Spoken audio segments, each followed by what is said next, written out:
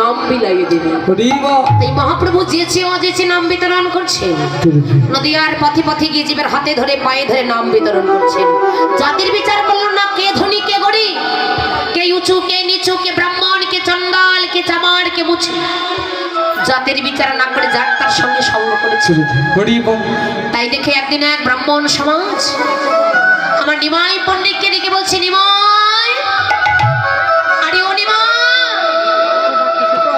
তুমি যার তার সঙ্গে সঙ্গ করছো, তুমি যার তার চরণের ধুলি অঙ্গে লিপন করছো, এতে কি তোমার কোনো জাতের ক্ষতি হচ্ছে না?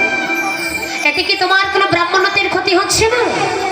নিমাই পণ্ডিত বলেন, শুনুন ব্রাহ্মণ সমাজ, আমি যার তার সঙ্গে সঙ্গ করছি, যার তার চরণের ধুলি অঙ্গে লেপন করছি, এতে আমার জাত চলে যাচ্ছে তো? যাক না, এতে কত জাতে চলে যায়, আগে কোনো দুঃখ নেই। এমন করে জাত যেতে যেতে জগতে এমন একটি জাত হবে, এমন করে জাতে যেতে যেতে